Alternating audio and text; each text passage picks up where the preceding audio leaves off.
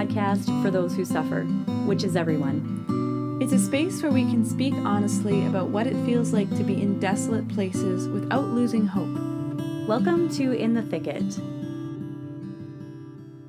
If you remember I Kissed Dating Goodbye or Purity Rings or anything like that, today's episode is for you.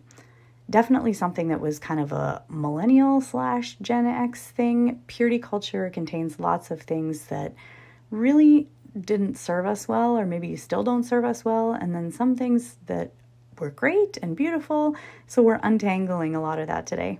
We hope it's helpful for you. God bless. Hey, everybody. Hey, welcome. Rachel. Hello. Hi, y'all.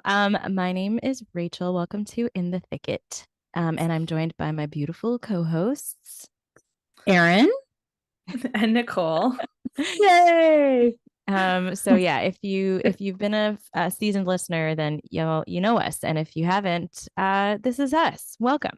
Yeah, welcome. Yep. Mm-hmm. We're so happy to have you. We're so happy to have you here. And I don't know what, if you're, maybe if you're new, it's the title that brought you here because could potentially be, yes. Yeah, right. We're talking about purity. It's a topic. Mm-hmm. It's a topic. It's a topic. Culture.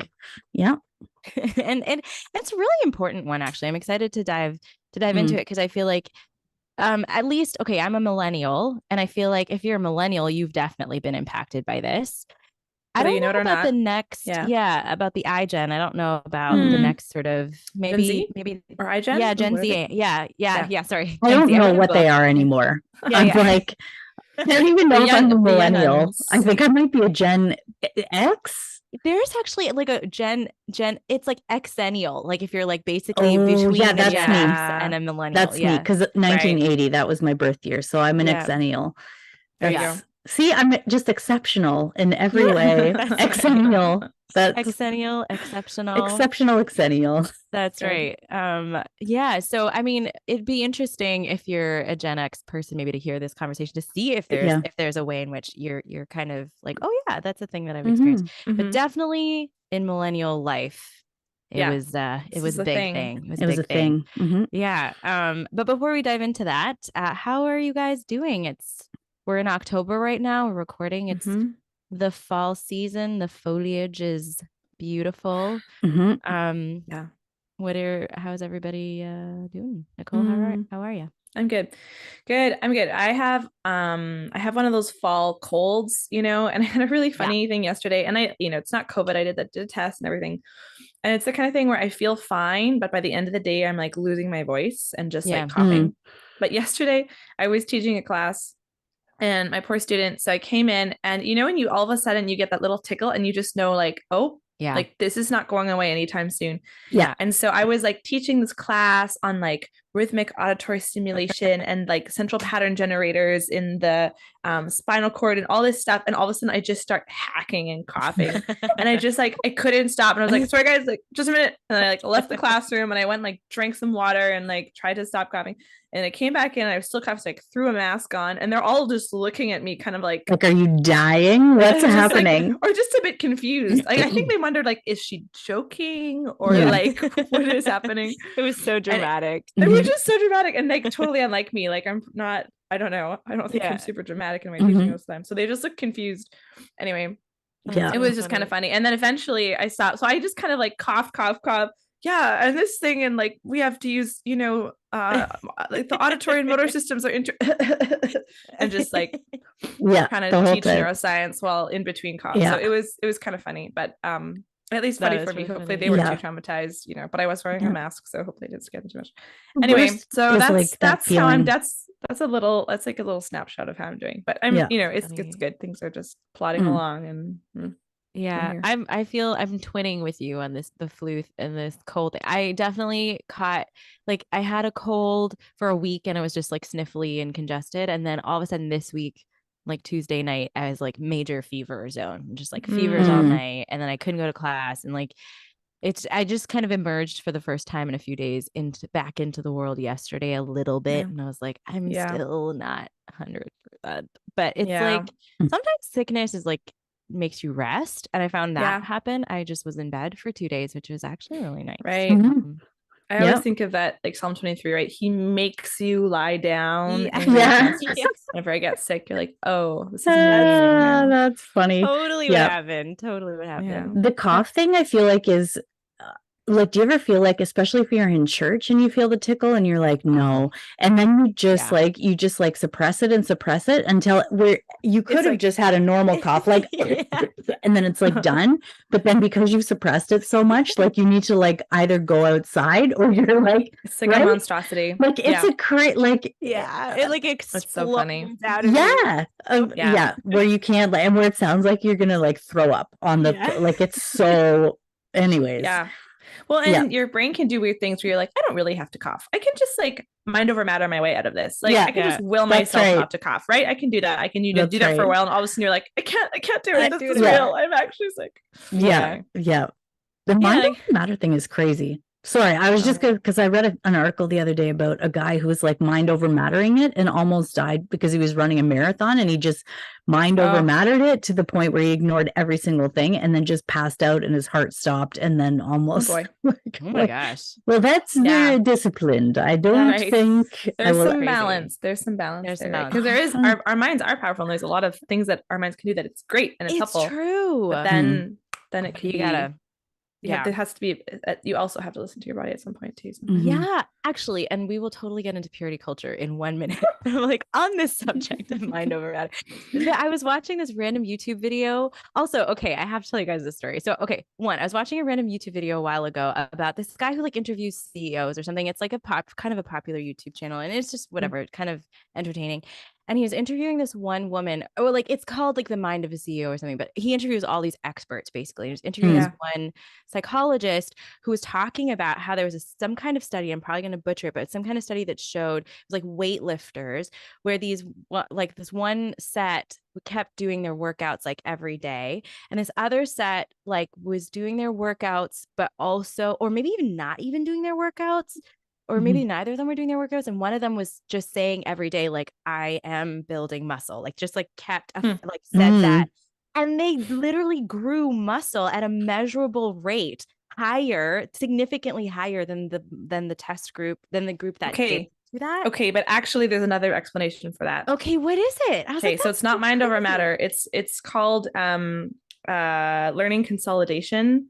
Okay. And so when you're building muscle, when you're exercising, if you exercise every day without rest, it actually impedes your body's ability to heal and grow. But if you rest, and this is actually true for any kind of learning. So if you like work really hard, even like mentally, and you're like, I don't know, working hard on a paper, or I talk about this with my students a lot with learning a musical instrument. Like I teach these group guitar classes. And so I tell them like, practice really hard in short spurts, 5 days a week, and then take 2 days completely off and get good sleeps. And that's actually going to help their learning the most because sleeping and rest actually allows our body to continue and like basically complete the work that we start in our hard work. And if we don't allow it that time to rest, then it interrupts that process. That makes sense. So, but yeah, that is really cool. That makes sense. But I do think I may be telling it wrong. Like I do think that there was a way in which like maybe they controlled for that. Yeah, exactly. Where there was like the one group that was mentally sort of actively mentally saying this to themselves was like a measurable difference.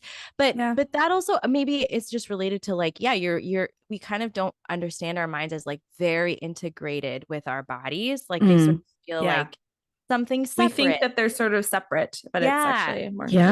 We're still kind of victim of Descartes kind of. Totally. Oh my gosh, that's exactly what I was going to say. Like you can see how like the separation, like I am not my body, has gone into every sphere of the culture pretty much, except for then there's all of these examples that like real-time things that actually show the opposite, that there is. 100%. That we are our bodies. We are body persons.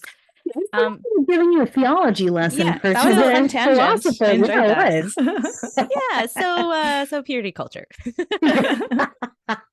Perfect transition. It has to do with the body, so it does. It's true. Yeah, it kind of has to do with Cartesian. See, there you go. Yeah, there we go. That is very true. Actually, it's a good point. There is definitely the Cartesian dualism that has found some voice in purity culture for Mhm. sure.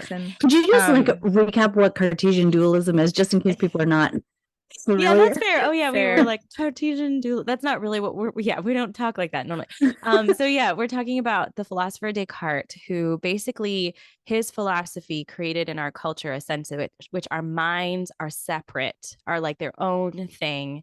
And you know that we really are our minds. So he's the guy like the mind is good, and that whole kind of and the then the mental part of us is like the my best, body is just part. a suit that that allows my mind, the real me, the me that lives in my head, to interact with the world. Yeah, that's right. And it's not a very good deep explanation of Descartes' philosophy or anything like that, so please don't take this as anything to do with that, but just as a very quick reference, he's the guy we're talking about, and his philosophy kind of has led us into this separation of our minds and our bodies, and that we really are what we think. Like he's the guy who said, I think, therefore I am, right? So we're really like identifying our humanity and sort of our only in sort of our minds, like, and not connecting our minds even with reality. Like he kind of like what the way that he goes, it's like difficult to affirm reality. Like you really it's really, anyways, so that's Cartesian dualism in a very bad nutshell. Nice. Well, it's the way that it gets not extrapolated, applied, but kind of like applied or understood. And it's like people, you know, the people understand that from him, and or that's the idea of his that got sort of sneaks in anywhere, even though his own ideas maybe were like slightly more complex or nuanced. Yeah, that's right. And it is related to this topic of purity culture, because in a way it's a sense in which, like, I mean, so we'll talk about purity culture, the good and the bad. It's not entirely awful and terrible, but we're kind of going to be talking about it today, not critically, not to criticize purity culture, but the way in which like Nicole and Aaron and I were saying this before we were recording, we were discussing this episode, the way in which, for example, in my life, me as a person, as I connected with purity culture, that meeting ended up taking me in some really wrong directions in my understanding of what it means to be in relationship, what romantic relationships are supposed to be like, what I'm supposed to be like in a romantic relationship, and all of those things. And it is related. It's not just a surface level thing. It's related to a wrong understanding of what we are as human beings. Like what is person, therefore what does it mean to relate to someone, and therefore what is real purity, what is true real purity, you know, purity of heart, what is that? So anyway, so purity culture, maybe, I don't know, Nicole, do you want to kind of tell us a little bit about like like what do we mean when we say that? Like, so when I think of purity culture, I think of a reaction in Christian circles to like hookup culture, basically, that started to become more prominent in like the 60s and afterwards and everything. And wanting to say, okay, we are not, like, as Christians, we're not just like, we're not using sex as a commodity or not just easy hookup, whatever. Like, this is meaningful. Dating is meaningful. Marriage is meaningful, right? So I think there's really good intentions. But I think of books that I read as a teenager.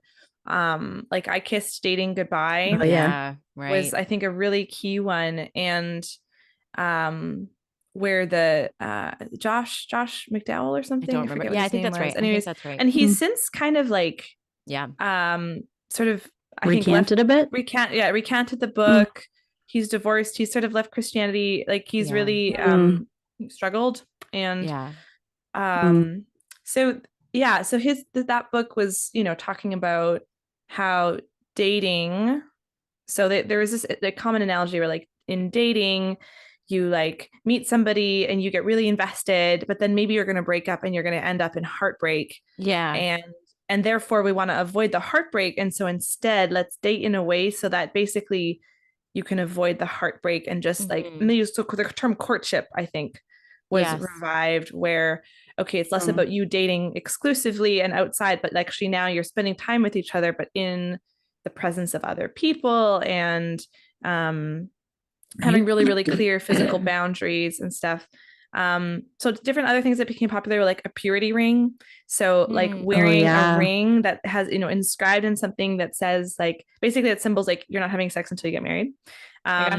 That was so popular that 90s That was pop so stars popular. were doing it. Do you remember Jessica Simpson wore a purity ring? I mean, even the Jonas Brothers wore purity rings, which is like it was crazy. Like, yeah, I had two different ones as a teenager. Really? I had purity rings. Yeah. Nice. And what was the other things? Oh, like it became like trendy or popular to say you want to save your first kiss for your wedding day. Oh yeah, so you're not going to kiss, and you don't want to kiss anyone except your future spouse, and so that means that the first kiss you have with them is going to be, you know, on your wedding day. Yeah. I've heard of couples also not holding hands till their wedding, like just really like intense physical kind of boundaries and stuff. Yeah. Yeah, so I think that's what I think of when I think of purity culture. Rachel, anything like other things with that? I think that's I think the right sort of kind of view of it. I also, and I don't think of this because I don't want to equate these two, but kind of adjacent to purity culture, which is what I think you just sketched out for us, is a lot of the chastity talks that were given in the Catholic world, which had very great fruit, like bore very good fruit, like Jason Everett, who like love these people, Jason Everett, Sarah Swafford, like all of that kind of group, which I think are doing really important and similar things. Maybe even, I don't know, maybe their mission stemmed from like, this is wrong. Like we don't want to do purity culture in this like I kiss dating goodbye kind of way, but we need to talk about like what young people are actually experiencing, the temptations they're going through, and kind of encourage them. So, but I also want to talk about how for me as a young person, like those chastity talks, which I think are excellent and really needed, I heard not necessarily the right things from those talks because I didn't really read I Kiss Dating Goodbye. And I really still recommend those talks. Like I've given them to people who they've really grown incredibly and like they've like it's changed their lives in the best way like possible. The chastity talks, you're saying? The chastity talks, like especially Jason Everett and stuff for young people. Like it was so powerful for a lot of young people in an amazing way, who now have like marriages and are doing so well and like, you know, love God deeply. But I mean that for me, so I also want to talk about purity culture in terms of like what I had internalized based on my personality and maybe a kind of my wounds and things like that, and the kinds of things that I internalized about chastity and purity in general that were not, I think, what these speakers were intending. But what I think what happened to me has happened to other young Catholic women where the content they were receiving wasn't bad. It wasn't nothing was objectively wrong with it, but it had a very odd effect in a certain cross section of Catholic young people, I think. Which I think I experienced in some way for sure. So I want to talk about that too, but that I want to make very, very clear that I'm not equating these two types of messages, like the good chastity talks that are out there. Right. Yeah. With very, like the pitfalls of purity culture. Yeah, exactly. Yeah. So, that makes sense. Well, why don't you share that then, Rachel? Like I think that's a good segue into talking about, just our own experiences with it. Yeah, that's a good idea. Yeah, because for me, so like, I think, so I'm going to focus on the chastity side of it. A lot of times, like, not that I never struggle, like everybody struggles with these things. I'm not trying to paint myself as like this like odd person who never struggles with like chastity in any way whatsoever. But I was, in terms of relationships and stuff, like I had my reversion like when I was very young, and I was like knew the Lord very young as a teenager. And I was at a Catholic school in Canada, but most of my friends were secular, like, or Catholics, like not practicing Catholics. I wasn't really surrounded by deep Catholic community or anything like that, but I had this vibrant relationship with God. My family was a good home for that. And so all these talks for me were falling on a person who is like very committed to the Lord already, really not interested in sort of hookup culture at all. Like that was never a temptation for me. So in a certain sense, these chastity talks were like aimed at young people who were, affected by the hookup culture in being tempted by it. But that was not at all me. And I sort of took from this, like some good things, like the heart is fragile. The heart is like precious, you want to be very, very careful. But I also am a very cautious person in this area. I'm very wounded in this area and a very cautious person in this area by nature.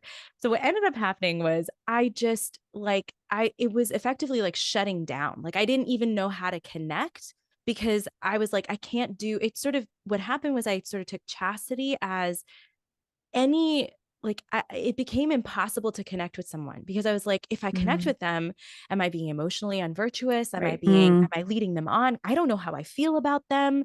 Like, you know, and there's a couple times where I'm in high school where I thought I liked someone a lot. And then, you know, something happened and I didn't really like them. And I was like, oh my gosh, like, thank God we never dated, because if I dated them and then I found out I didn't like them, I would have like broken their hearts. And so the idea of breaking someone's heart was just absolutely like, I can't do that to somebody. And I don't want someone to do that to me. And like, just this incredible fear of dating in a certain sense. And I did date, but it was like not that much. And I was just surrounded by sort of confusion and, but I had no idea that that's what the case was. Like, I thought I was doing the right thing. So while I was like actually living in a sort of kind of anxious fear that is very much connected to my life, my experiences, my personality, it's not the fault of the chastity talks, but that fear took hold of these, in quote, models and was like, this, okay, it's actually right for me to really not to be vulnerable, to self-protect. Exactly. And not be vulnerable with anybody unless, and this is the paradox of purity culture, unless I know that I'm going to marry them, which is so hilarious. Right. But as like a 16, 17, 18, 19, 21-year-old, like, I didn't know that was insane. I was like, that makes perfect sense to me. Protect both myself and the other person. Yes. And this is how I do that. And I'm already very wounded in this area of like being vulnerable in romantic relationships. And so for me, that was like, you know, that was fatal. It was like the nail on the coffin in a sense. Totally. Exactly. And so so it wasn't about a rejection of chastity or rejection of virtue. It was just about like, no, actually vulnerability, pain, even heartbreak, even, they're not inherently like evil things to go through. It's okay to get hurt and to hurt someone when your intentions are to grow in relationship. Like, that's actually kind of sometimes what needs to happen if you're going to grow as a person, you know, and you can still be a loving person. You can still love one another and have your heart broken. Like, that's actually possible, you know? It can be done in a healthy and good way. Like, you can love someone well and it still be heartbreaking that they're not your spouse because you're not supposed to marry them. And that be part of the way that the Lord is leading you. Totally. Yeah. No, that's good. And I think, and just as a side note, like, as we were talking beforehand, Rachel and I were like, we have so much to say about purity culture. Aaron was like, me, not so much. Well, so Aaron is here and like listening, and I'm really curious to hear your thoughts. I'm like, Aaron, I have some churnings after. Yeah. It's good. But I think I had like a similar experience, Rachel, in that, and I think here is the danger, or the pitfall of this sort of purity culture stuff, or sort of maybe the way that certain people might have taken aspects of chastity talks, or the concept of emotional chastity, I think was particularly was well-intentioned, but actually I think dangerous, because it gloms onto fear. And I think it becomes a fear-based like guidance for life or something like that, which is never gonna basing anything on fear is never gonna end well, right? No. And as you said, it's the fear of having your heart broken, or fear of breaking someone else's heart, like fear of being hurt, fear of hurting, fear of being hurt and hurting, and so, and which is a very natural human fear. Very. But I think I always have had that fear very strongly. I feel like I never want to hurt someone else, and I don't want to be hurt. So I had that coming in, and then hearing about this purity culture and like emotional chastity and all of that, it was similarly, it became a cognitive structure, like a way of thinking that reinforced the idea that I need to even give up my own agency when it comes to dating. And I'll share like a personal thing. I remember praying a prayer when I was a teenager, and at the time I thought it was like, I was like, oh, I'm being so holy right now. I'm being so like beautiful and virtuous. I prayed this prayer. I was like, Jesus, like, I give you the key to my heart, and I don't want I don't want to, I was terrified of dating the wrong person or marrying the wrong person. And so I give this to you, and only when you open the key to my heart with the right person will I basically allow myself to like love someone or something like that. Yeah. And it was through like prayer and therapy, like in my late 20s, that I remembered that. And the Lord kind of sort of shone the light on and showed me like the immaturity of that, and him like saying like, well, okay, but I gave you free will, and you asking not to use your free will is like a denial of like your humanity and gift of your like of what I've given you. And so like reminding me of like, this is not something that you just sit as a puppet, terrified, waiting and hoping for God to give you the right person.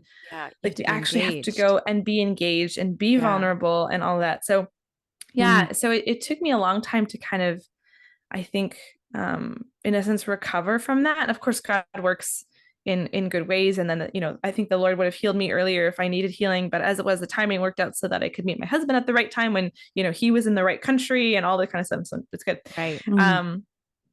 But I think like the pinnacle of this for me, because I had this idea that I thought it was really romantic to only want to kiss the person that you marry. So for a long time I was like, I only want to kiss my future husband. And like I had a friend when we were like 19, 20, where we both were like, oh yeah, I only want to kiss my future husband. So we want to save our first kiss for our wedding and stuff.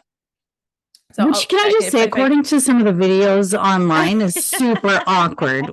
Where people are just eating each other's faces because they don't know how to kiss.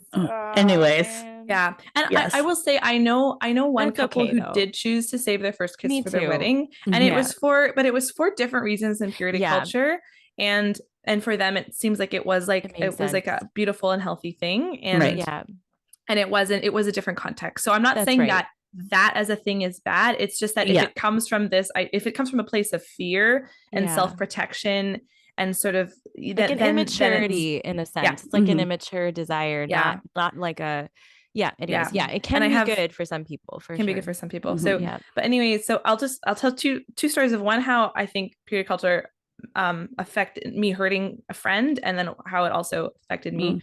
So I remember a friend of mine, started dating someone, and when we were like 19 or whatever. And I remember like we were at this event and I saw her like make out with her boyfriend.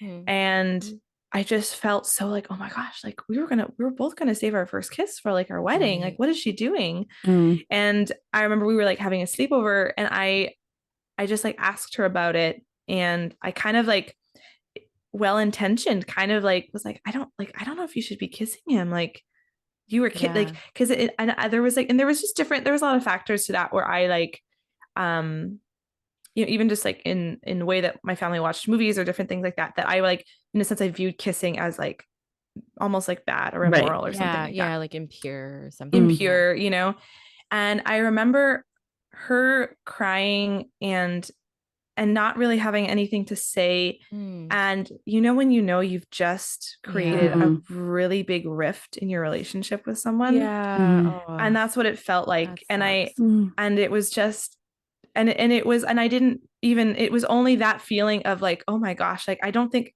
I thought I did something good, but I think I did something bad. And the shock of that for me, and not even knowing how to process that, that I realized like, oh, there's something off here, and I don't understand what happened, but just feeling really bad about that for years. I still think about that, and I feel like it's something I'd have to like give to the Lord and just trust. This is so many years ago, but anyways, so there's that. And then so the first, I dated a little bit in my early 20s, but again, I just didn't even know how to open my heart up at all. So it didn't even feel like a real relationship, because I just wasn't even being myself in it. Like it just, totally. It was like a going through some sort of motions and not really knowing what's in it. It doesn't, anyway, but the first like real relationship I had in my late 20s, and like my first kiss and all of this, when that relationship didn't work, and there was a time in that relationship where I was like, I think I'm going to marry this person. Like, I think this is it. But then it didn't work out, and it was really clearly led to like out of that relationship, and just wasn't the right fit. But that is when I've had the biggest crisis of faith that I ever had. Like that is, and I think I was talking about this at a podcast on one of our episodes recently, but it was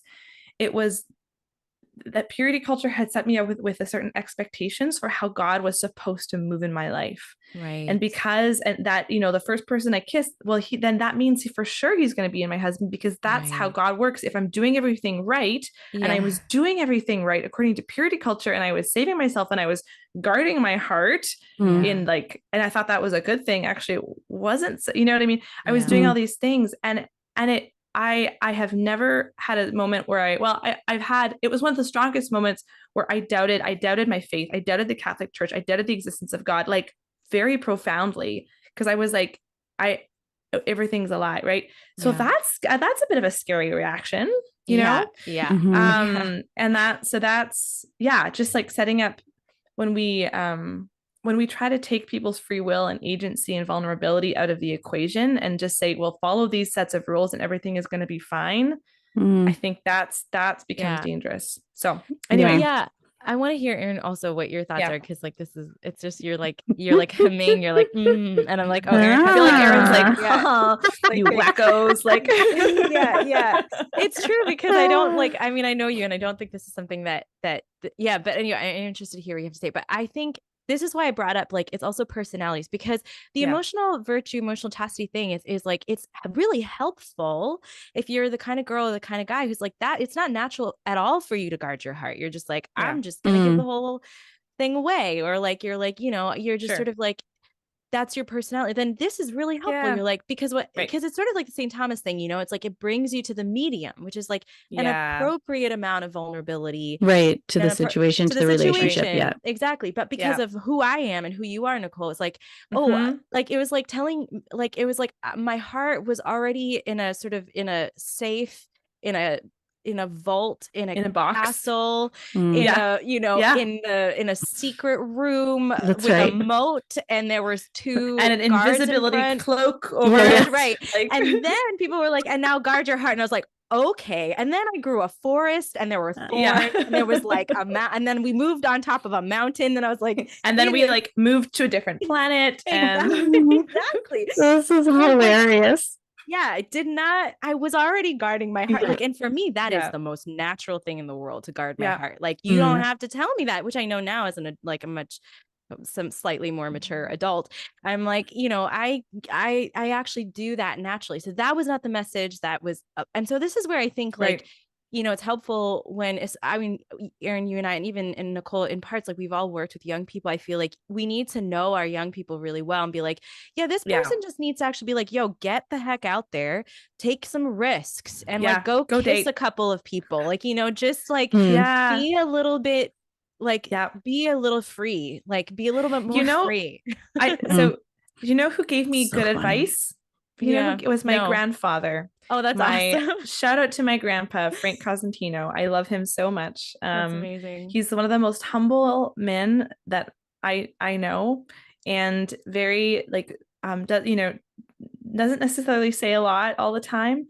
But I remember one time in my 20s, and I was visiting my grandparents and talking to my grandma about like, oh, like, when am I going to meet someone? And like, and I don't know what he perceived or what he figured out, but he just like came up to the table and he says, well, you know, you may have to kiss a few frogs before you find your prince, you know, and that line, and that like, that stuck with me. And that was a healing thing for me. That's what I needed to hear. That was the message. Hear. Yeah. Like, I have to get out there and find some frogs. Like, I gotta just, that's good. And that's good, hilarious. You know, isn't that funny? Yeah. This is so funny. I just like, now that you guys are talking, I'm like, oh yeah, I have some thoughts. But it's making me think about like, okay, the first is a very funny story. That because I only had this like reversion when I was in my like early 20s or early mid 20s, like that area, right? So I'd only been like practicing this faith for like 2 years or something like that, and then I became a youth minister at this parish, and totally was like a perpetrator of purity culture on people.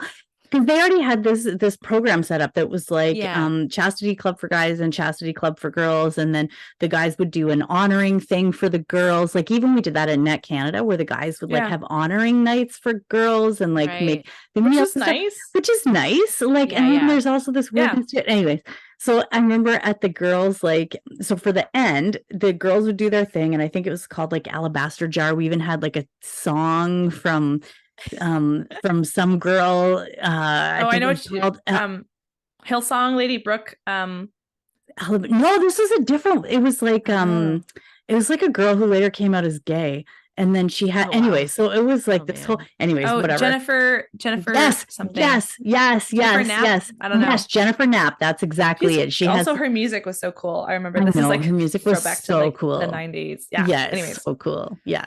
Anyways, so and then the girls like sing this Alabaster Jar song in front of the like the church at the beginning of mass as we like finished. Anyway, so the final meeting was like one where the guys would come and cook supper for the girls.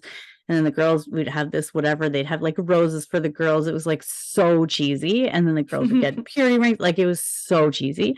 And then 100%, at the last one, the like first year that we did this, and these teens are all like 16, 17, maybe 18 in some cases, right? And so definitely like a pair of teens who'd been dating, the guy at the end of the thing gets down on one knee and pulls out a ring and proposes to his girlfriend. Wow. Oh, okay. But like 19 and she was like 17. And then immediately I had this like interior vision of like, this has gone terribly wrong. This has gone. I mean, okay. Sometimes those young tech couples do great. Was it like good? Did they get married? Well, no. There were some other things that happened that were not ideal. And anyways, so I mean, we had to do like a damage control thing and then call their parents and be like, okay, so this, and then their parents were so pissed, and I was like, you're right to be pissed. This is not. But it did make me think, I was like, this is actually kind of, it was like the first time I was like, there's something disordered about this, that these two teenagers see that the only way that they can actually continue to be in a relationship with each other is if they get married. Like as many couples as there are who are beautiful and got married when they were young and have this beautiful story and like discerned well and all those kind of things, I think it's fair to say that there are probably a lot of couples who ended up getting married because they felt like it was the thing that they had to do in order to go deeper in their relationship, when actually marriage was not the natural next step to go deeper in their relationship. Wow. Yeah. And even like when you guys are talking about like purity and all these and like opening hearts and things like that, I feel like it's because I mean, my vocation is consecrated virgin. So if you're just joining us, like I'm a consecrated virgin, I'm a consecrated, it was similar to a religious sister, if you haven't heard it before, but even for me, I feel like there's this like thing that purity culture has done, which is to say that the body is somehow like bad unless it's in a certain context. Right? Like, or like sex is bad or kissing is bad, like bad, and then you get married and all of a sudden it's like, okay, good now. And you flip the switch. Yeah, exactly. And that like you should know how to handle those desires in that, and then you should know how to like all of those things. But even in my relationship with the Lord, I feel like that has been a thing because it's like, how do I, especially if there's like, if I need to experience, right? Like if I need to experience my purity, my virginity, my like my chastity, 100%. right? In this well-ordered way that I can't, like there has to be. So if you think about like the priesthood or religious life, I was just thinking that, it's kind of easy to see when there's been this distorted view of human sexuality that looks at like, nope, you repress this except for in a certain context. Then what happens when you just can't repress that anymore because it's something that's given by the Lord and it was never designed to be repressed? What do you do then? What do you do? What do you do? And I'm thinking about the priesthood and I'm like, it's such a common thing, I think, for seminarians to feel like, I mean, of course, like they are, or priests to feel like they're in a situation, especially today with all of the scandals and blah, blah, blah. It's like, and the Me Too and stuff like that. You're just like, okay, it's difficult actually for priests and seminarians to have friendships with women and stuff like that. But I was like, it's so important that they are natural with women. Like Yeah. They were not men were not meant to just be without women. It is not good for men to be alone. It is not good for men to be alone. And it's like one of the first things that God says in the Bible, right? It's like, and it's so funny because I'm thinking about like, yes, then emotional virtue would in some ways allow women to be friends with men because you're like guarding your heart. But I think it's like, yes, I think that's true. And in certain sense, I will say for me as a woman, it's natural for me to guard my heart. I find it very easy to be friends with priests. And I have a lot of friendships. And Erin, you have a lot, like we have a lot, and Nicole too, like we have a lot of friendships with men that are good, like whole friendships. That are just natural and good. And it's because, I'm like aware of myself and I'm in those contexts and I'm not interested in like leading my priest brothers or my brothers in Christ who are not priests, like into any kind of weird thing, like in relationship in relation to me, like, no, thank you. Like, that is not what I'm interested in. But it's not like I'm in fear of that. Like, I know myself in that and I'm very secure in that. So I have very good and healthy boundaries when it comes to brotherly relationships. And I can be very free in that, you know? To add to that though, because I think my experience is a bit different here because I have these, you know, I had these walls. But what that did was that I was so afraid of, I was basically so afraid of my own sexuality and my own, like, anytime I would be attracted to a guy, I would be like, oh my gosh, I would just avoid him. I would just never talk to him because it would be like, I don't want him to know that I'm attracted to him. I don't. So my ability to have like friendships with guys was non-existent for many years in many ways because it was always this thing of like, I have to guard my heart. I have to guard. And it became almost like this weird, like it just got distorted in my mind. And then I just couldn't be normal. Like I just couldn't relax. Normal, and so, and it's like taking it, and only when I actually allowed myself to start like dating a man and like, you know, or dating different guys, and I started to realize like, oh, I'm not just like attracted to all men. I don't have to worry about this all the time, you know, or even if I am attracted to somebody who, you know, nothing is going to happen with because, you know, women have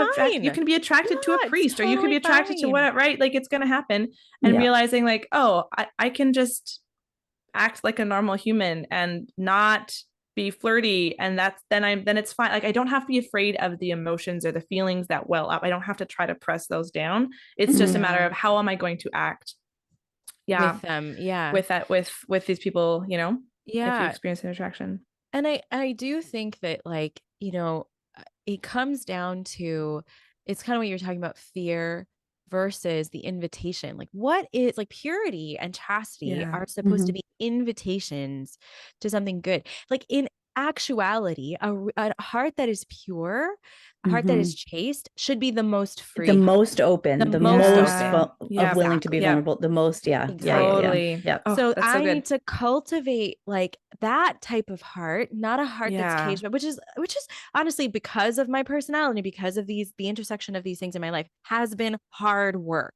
And for me, it hasn't been in the age of the area of friendship. For some reason, that was like very easy for me, but like it is like in relation to my experience of attraction, in my in relationship to romance. And like I was talking to someone yesterday, actually, we were talking about how for me, that's all about vulnerability, you know? And I was like kind of that tough girl, and that's kind of, I'm the oldest, like I sort of have a tough girl mentality, even though I'm not like kind of like aggressive in my personality. I'm kind of a tough like responsible girl. And you're responsible, you know, sort of like put others ahead of yourself kind of. And then like there's an importance of like, I don't want to be vulnerable because that's not good. It's not helpful. It's not fruitful. There's sort of a downplay of the importance of vulnerability and the strength that you need to actually be vulnerable in relationships in general.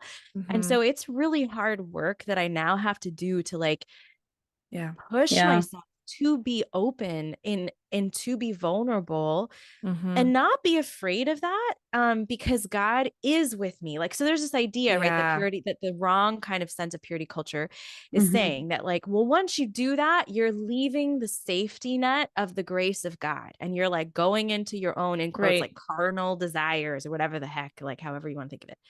But actually, like you guys have been saying, God's given us these desires for good. And if we're very much, we can experience them and live them out well in the beauty of his grace, in the comfort, the safety of his grace. Like, And it's like, Yeah. it is much more enabling. It is an enabling thing, not a disabling thing at all, you know? Yeah. Yeah. Can I add one thing to, sorry, I don't know. No. You go, and then I was going to share something here. Okay.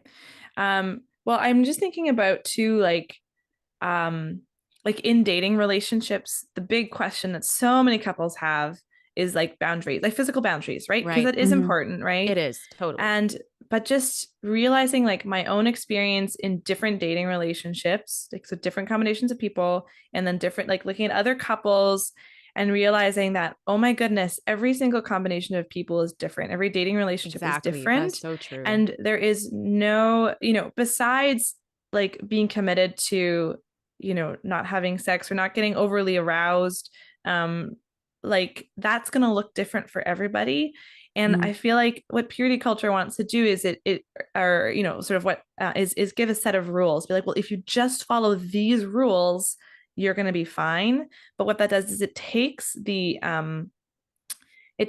the onus of the person to actually discern and delve into communication, which is very important with the person that you're dating, and prayer, saying, okay, Lord, how are you guiding us as a couple? So it actually pulls a couple away from each other if you just try to live by rules that someone else has set, right? Of course, I think it's important for couples to like decide, like communicate and decide and in prayer on what are the ways that we can remain like chaste in our relationship. But I think that's going to look different for some couples. Some couples might find it really hard to make out for long periods of time, and they have to like limit their time or limit where they are. And other couples, it just might be completely fine. And, and it's so individual. So I just think, and also, going from now, like dating to being married, like the conversations that Nathan and I had just about like, kissing in our dating relationship or just different physical things, those conversations have provided the foundation that, built slowly over the course of our, 2.5-year relationship before marriage into then communicating about sex in marriage. And I'm in my mind, I'm like, oh my gosh, like if I had still had this mentality of like, oh, I can't kiss until marriage or something like that, I think that would be like traumatic, devastating for our relationship. And because you wouldn't have learned how to talk about these things, you have to learn how to talk about physical relationship stuff. And so it is, I think my opinion is it's important to have some sort of physical relationship before marriage. At least it has been for me, because you need to practice those communication skills. So anyways, that's my like, thank you for coming to my TED Talk. That's hilarious. But like when I have couples talk to me about this, like that's what I say. And I'm like, I can't tell you what's going to work for you or not. It's going to be different than it's very for particular. You. But like have these conversations and don't just shy away from all physical contact. Like, Yeah, I think like unless you have a really good reason for exactly. Yeah. There's it was reminding me of an article that Bishop Barron wrote on Dietrich von Hildebrand's In Defense of Purity, which is a really great book if you're like really interested in this idea of like purity. But he said another major contribution in his Dietrich von Hildebrand's critique of the idea that purity is just a lack of bodily vitality or the absence of sexual desire. Which is not what purity is. He opens our eyes to the fact that insensuality, which is his term for a weak sensibility for the vital sphere, far from being a virtue, even if inevitably it may prevent some people from committing sins of impurity, is in fact something most regrettable, for it cripples those affected by it from a full understanding of the nobility of a total self-donation. Ooh, that is so good. Right? It is in giving oneself that one is fully oneself. This also sheds light on virginity, which likewise is not a holding back of oneself, but a total, complete, heroic giving of oneself to God.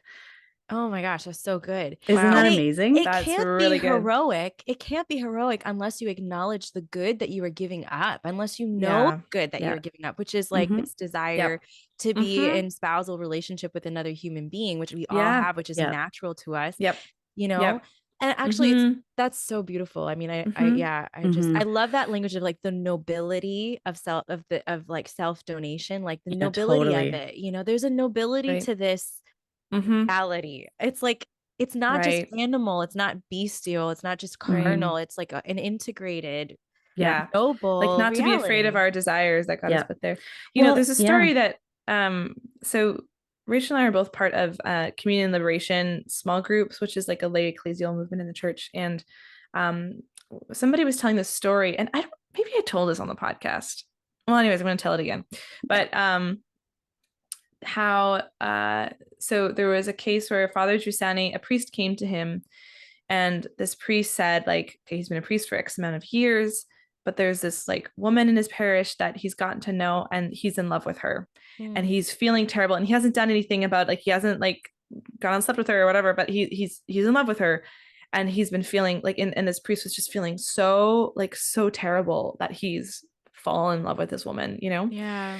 And so he went and talked to Father Giussani, and Giussani's response like shocked him, because what Giussani said was like, he smiled and said, "How beautiful that you fall in love with this woman. That's the most natural thing in the world."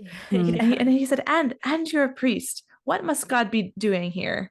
And that, you know, the priest who was having this like conundrum, this crisis, it like freed him to recommit to his priesthood, because while he was afraid of his desire and fixated on it and feeling bad about it, but also being like drawn and like, it was like that part of his life was becoming bigger in his mind or whatever it was, right? And being able to be like, oh, okay, yeah, it's just natural, like I may this happened and it might happen again, but I am a priest and I commit to that. And then he was okay, and he was able to commit to that. But how different that is than, you know, saying like, oh my gosh, what, you fell in love and you're a priest and it's like, that's totally what happened. Like when I was discerning, and I was talking to the woman Mary, who I jokingly called the head virgin, who I was like telling her, like, so what if I am consecrated and then the week after I meet the man of my dreams? And it's like, and her response was, "You will." And I was like, "I'm sorry, what was that again?" That's but awesome. She was like, but it was like just this like very beautiful, and like, I mean, true understanding that I love that. Like, we're not meant to, like, our emotions, our desires are never meant at any point to be turned off like a faucet in our relationships with others or a relationship with God. But it's a like, I will experience it and then I will choose Jesus. Like, that's what the option is for me. That's my option. And it's like, it reminds me of Theology of the Body, where John Paul talks about this self-gift comes through self-possession.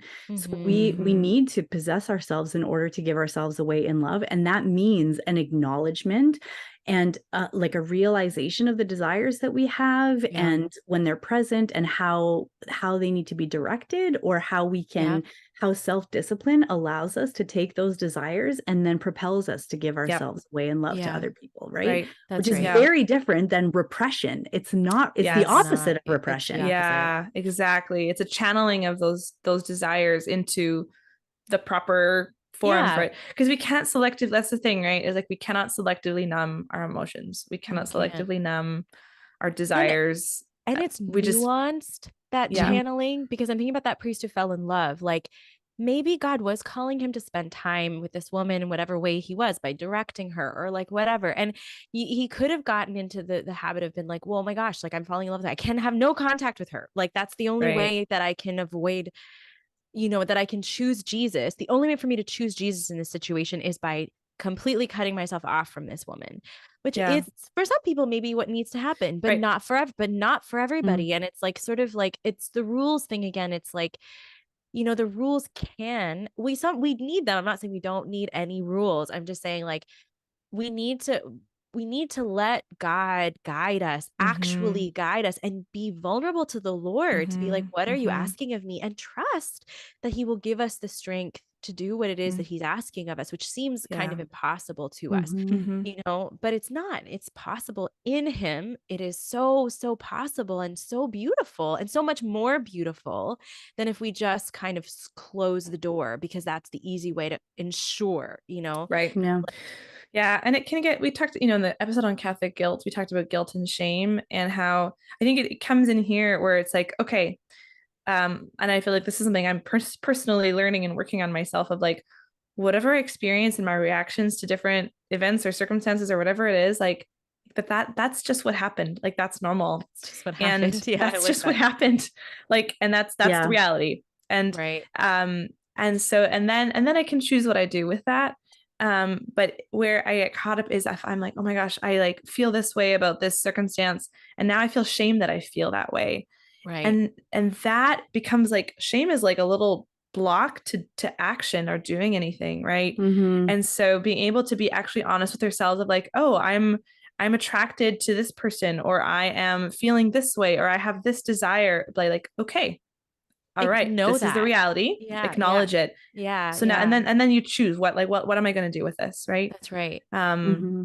I had one more thought, and maybe then we'll close it. There's so much that we could talk about, because it is something that it touches on, like what, Nicole, you and I as millennials in that era experienced with purity culture, but it is connected to all forms of distortion in the area of like, how do we live out our sexuality? How do we seek relationship that is supposed to be fruitful and beautiful? How do we do this? So it is a very big topic. But one thought that I had, which maybe also needs to be said, is I'm thinking of Father Mike Schmitz. He had this great talk about, he was kind of counseling a lot of couples who had fallen into sort of sexual sin.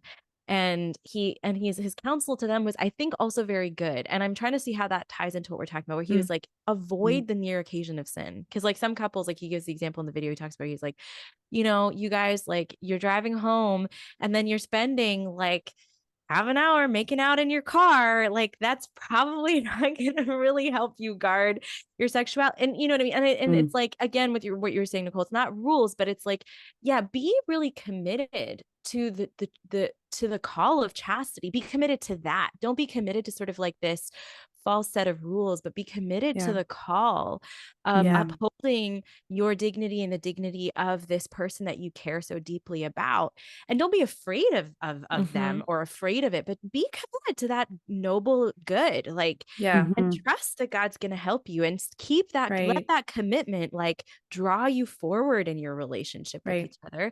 And in also things like avoiding the near occasion of sin, like, and I'll share this because it's kind of like a strange thing, but like in my family, we had a rule. Like there was a rule that my parents gave us in dating, where they were like, it's not for everybody, but they were like, don't be in a house, like in a home, like in your apartment, in your house alone. Like if you can, I mean, sometimes you have to, and again, it wasn't like you can never ever do this, but in general, they were like, try to avoid that, because that can be tempting and they're like, it's very natural. Like you love each other. It's very natural to like, and that's good, but like maybe avoid putting yourself in that situation, because it can particularly be a situation where the temptation might present itself unexpectedly and catch you off guard. And you don't have to be afraid of that. But like, if you have that kind of as a general rule, then like, go for a walk, go out, go have dinner, go, or like if people are home, that's fine. And like, you can hang out. It's like, it wasn't like they were like, you can't ever be alone. It was just like, this situation particularly for my parents was like, it's, maybe just a wise thing to try to avoid. It's prudence. It's prudence. Yeah. Although I will say with that, like, because I've heard, I mean, that's a really common one. It's like, well, if there is going to be a rule, then maybe this is a good guideline. Yeah. But for Nathan and I, we spent a lot of time alone, and that was in discernment, realizing like this is actually a struggle for us. Yeah. And we can literally like snuggle on the couch, and we're not, it's, you know what I mean? Like it wasn't when we were dating, it was fine. Whereas for other couples, it wouldn't be. So that was a thing where it was like, yes, but also for some couples, like, again, like maybe actually what we need is to grow in that intimacy and get more comfortable, because we're both like these 30-year-old academics trying to like figure out dating and stuff. So it's like, it's just it's so contextual, right? It's really contextual. And I just offer that because I totally agree with you. I offer that though as a like, it's not like I'm saying, I think it's important to say that we're not saying that rules aren't helpful in any way. Right. Or that like, it's to figure out what they are. It's to discern them for yourself. The Lord, like where are the boundaries, that he's helping you set. Like you have that conversation with your partner, your person you're dating, and with the Lord. And that's right. Yeah. Rather than getting it, which is the harder path. It's the harder path. That means that it's so much easier to like go into the book or go into the blog and figure, this is a good set of rules, and then copy and paste. Let's just do that. It's harder to be honest with each other of like, okay, this is a circumstance that actually I find turns me on too much, or whatever it is. That's pretty vulnerable to share. That's right. Really or like, to okay, let's pray about our physical boundaries together and bring that to the Lord and see how, like, that's kind of vulnerable. So that's actually more difficult, but I think that's what like is going to bear a lot of fruit in the relationship.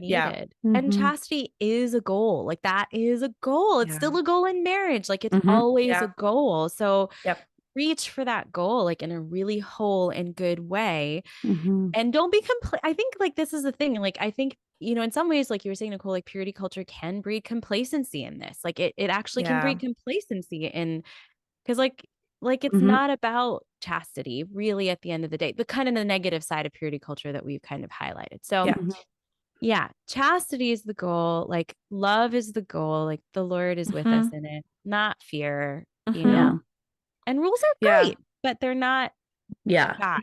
Like God is God, and let him set the real boundaries and the real good things that you need to do in order to love one order another. to actually grow your intimacy. In a holistic way. Okay. Anything else? Last thoughts? No, that's good. Yeah. All right. Well, today. Oh, now we're gonna pray. Yes. Yeah. I feel like normally we do God winks, but we're doing something different today. That's right. And it's unfortunately me talking again. I feel like I've just been talking this whole episode.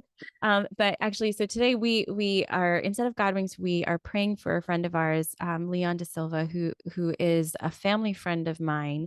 We actually had him and his wife Lorraine on the podcast in our first or second season. Our first season, and I think that was like Radical Hope was the name of that episode. And so he was someone who was diagnosed with cancer, basically a fatal diagnosis in 2019, but it was very miraculous, honestly.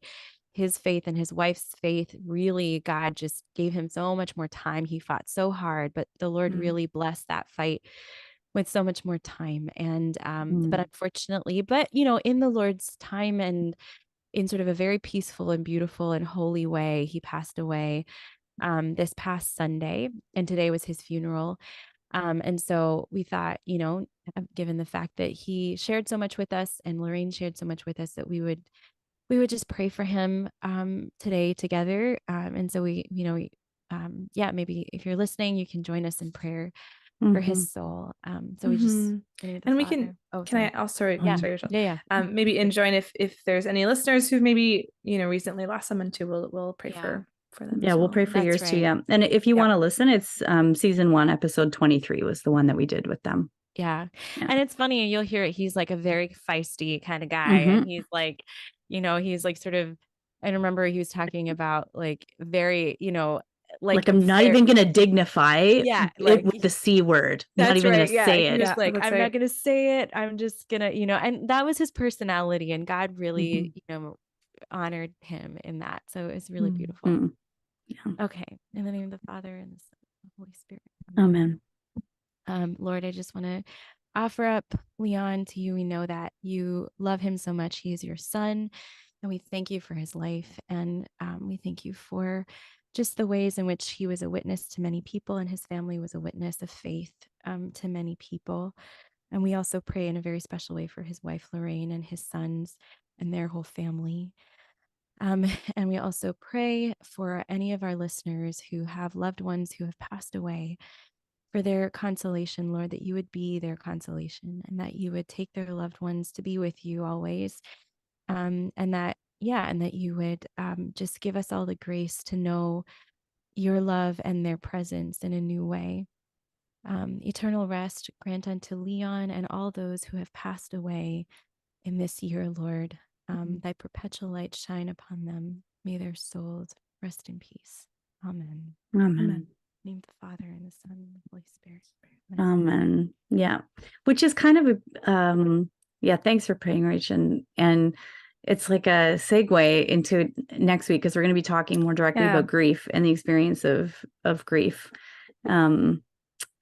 Which is something that I think probably all of us have experienced, and it's such a strange paradox. So We'll be talking about that. So I'm sure Leon will come up again. Yeah, he will. God bless him. I'm so grateful for him. Thank you guys. Thank you everybody for praying with us. Thank you for listening. God bless you. We'll see you next week. God bless y'all. Bye. Bye. Thank you for joining us for this episode of In the Thicket. If you like what you hear, give us a rating and hit that subscribe button. We have new episodes every Monday with more stories and honest conversations about life when the going gets rough and the hope and humor amidst it all. We'd love for you to join our community on Instagram and Facebook at In the Thicket Podcast. While you're there, let us know how we can pray for you. God bless and see you next week.